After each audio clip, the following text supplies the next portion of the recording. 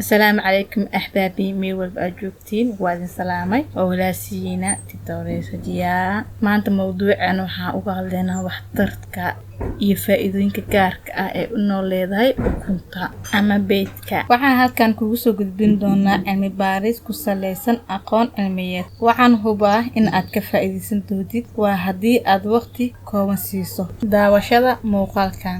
Waxaa la sheegay qofka mar waliba oo ku raacda xabad ukun ah waaga marka uu bariyo miisaanka qofkaas isma dhimo uu isku dheelitirmaan mana nusqaamo. Ukunta karsan waxay ka mid tahay maadooyinka aadka u qayb qaata sare u qaadida shaqada dheefshiidka waxayna jirka siisaa heerkul habboon oo u wanaagsan. Shaqada beerka si wanaagsan u shaqeyso ayay qayb ka qaadataa si gaar ah maado lagu magacaabo choline oo ku jirta ukunta karsan ayaa si wanaagsan ugu qayb qaadato habsami u socodka wareegiisa shaqada. Awoodda caqliga ayay xoojisaa maadada loo magacaabo choline ayaa si weyn ugu qayb qaadato soo celinta xasuusta iyo xifdinta. Waxay xoojisaa difaaca jirka oo waxa ay yaraado awoodda ay cudurrada jirka ku soo weerari lahaayeen. Waxay ka kooban tahay ukunta karsani fitamiinka kala duwan sida fitamiin A, fitamiin B iyo acidka nooca folic loo yaqaano waana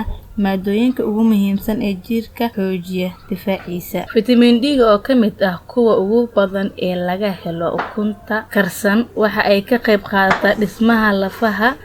Waxa intaasi sii dheer waxay yareysaa xanuunka xubnaha kala goyska ku dhaca. Ugu dambeyntii saliga nabiga oo aad badiso waxa ay ka yareynaysaa murugta iyo walaaca. Walwalka calooliyowga ha hilmaamin in aad ku salido xabiibkeena Maxamed sallallahu alayhi wasallam.